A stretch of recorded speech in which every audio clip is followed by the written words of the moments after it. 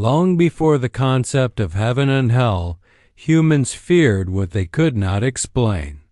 Storms destroyed crops without warning, fever killed children overnight, and shadows moved without cause. The world was unpredictable, and people searched for meaning behind chaos. Early civilizations believed that invisible beings ruled every corner of existence. There were spirits of rivers, mountains, air, and fire. Some protected life. Others brought misfortune. Yet none of them were truly evil. They were part of the same natural balance. Somewhere in prehistory, a transformation occurred. Humans began to separate harm from harmony. For the first time, destruction was not just another force of nature, it was an enemy. And soon, that enemy would be given a name.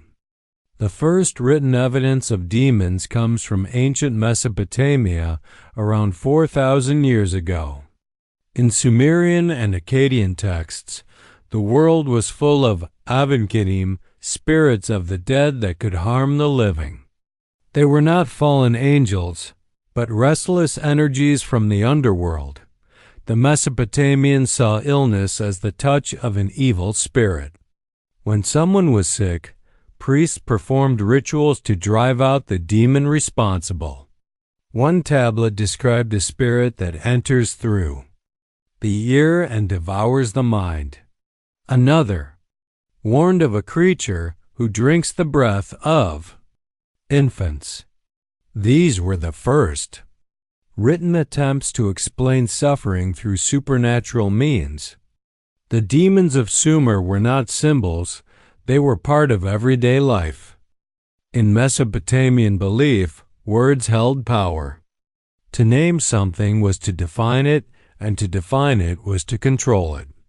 Priests known as Zapu memorized long lists of spirit names. When performing exorcisms, they called out each demon by name to expel it. This was the beginning of a new human instinct, naming fear. Once a demon had a name, it could be addressed, commanded, or sealed away. Fear became something people could speak to. It was in this world that the first named demon appeared, a being so complex that even its image carried both protection and danger. Around the 8th century BCE, Assyrian tablets began mentioning a spirit called Pazuzu. He was the son of Hanbi, king of the demons of the wind. His figure combined many creatures: human body, lion's face, eagle's wings, and scorpion tail. Pazuzu represented the dry winds that brought drought and disease. Yet people also wore his image as protection. Amulets and small bronze figures of Pazuzu were found in homes and graves. He was believed to drive away Lamashtu, a female demon who harmed pregnant women and infants. Pazuzu was not pure evil. He was balance and chaos. He could destroy, but he could also defend. This paradox made him unique, the first demon whose name symbolized both danger and salvation. Before Pazuzu, there was Lamashtu, often called the female demon of the night. She preyed on mothers and newborns, spreading fever and death. Her image appeared on tablets centuries before monotheistic religions existed. Lamashtu had lion's teeth and bird claws, often shown nursing serpents. To protect themselves, families called upon Pazuzu to drive her away. The rivalry between Pazuzu and Lamashtu became one of the oldest examples of dualistic mythology, good and evil, life and death. Through them, humanity built the first mythic system of moral contrast. Fear found its first hierarchy. While Mesopotamia shaped the concept of demons, Egypt gave them order. The ancient Egyptians believed every soul faced trials after death.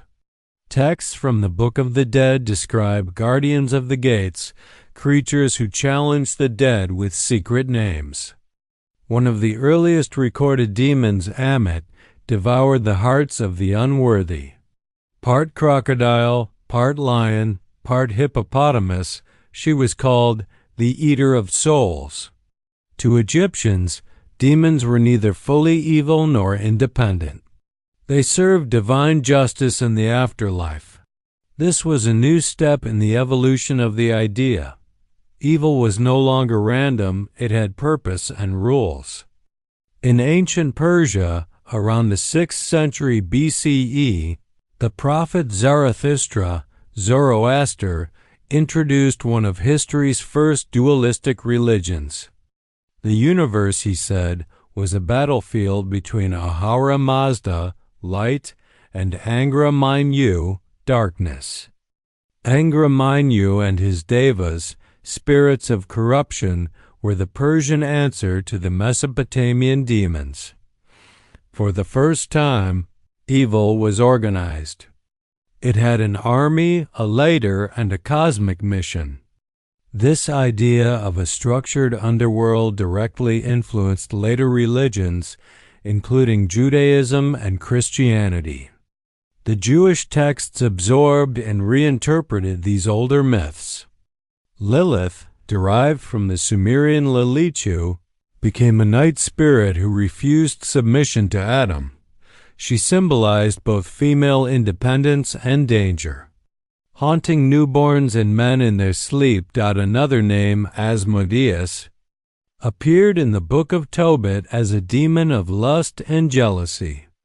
Linguistically, his name traces back to the Persian Eshma-Deva, a spirit of wrath.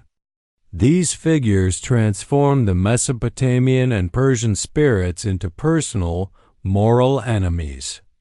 Evil now lived among humans, not just in nature or myth. When Christianity emerged, it inherited centuries of demon lore. The early church adopted the Persian structure of cosmic war. God versus the adversary.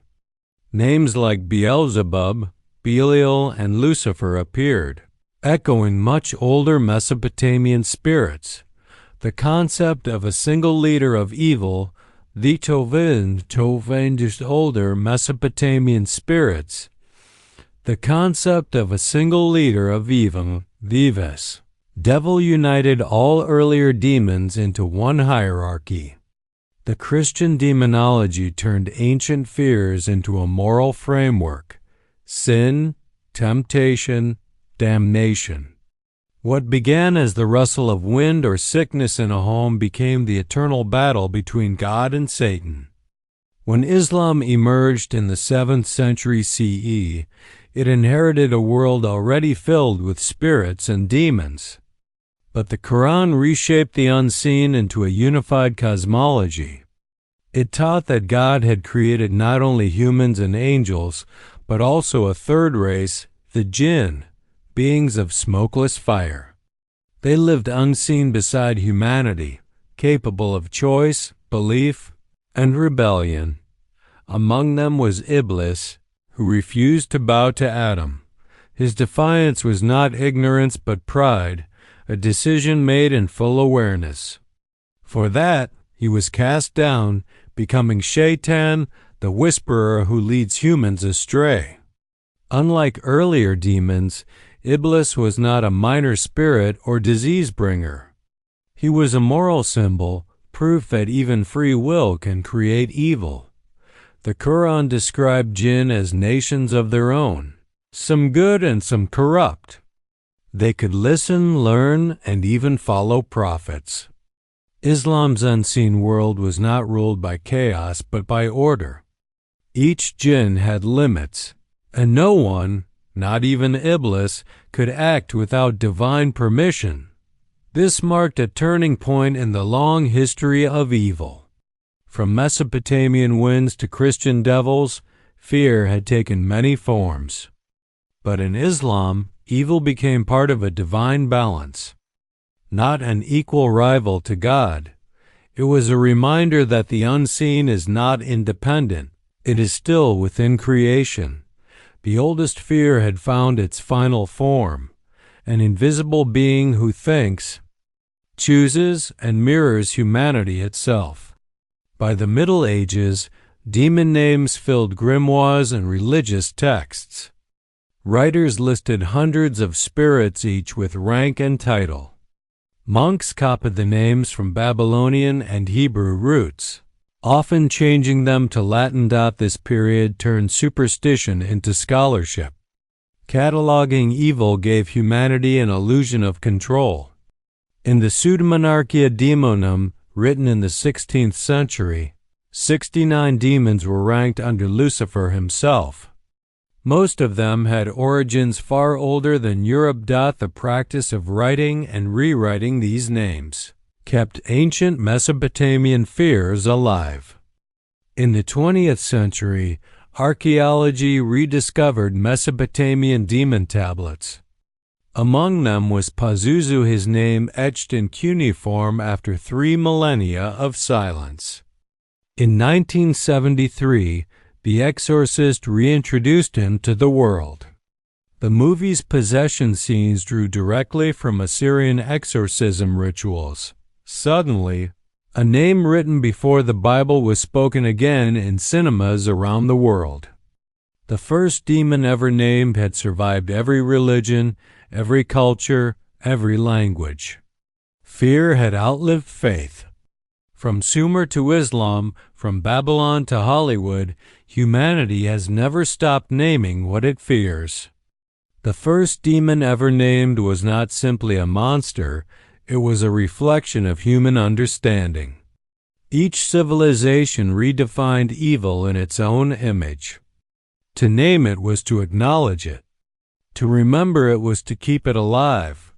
The power of a name outlived the gods who created it. The demons of clay tablets became legends, then metaphors, then stories we still tell. Perhaps the first demon was never Pazuzu, Lamashtu, or Iblis. Perhaps it was fear itself, the invisible force humanity has always tried to understand. Stay curious. Stay strange. Strangest Firsts.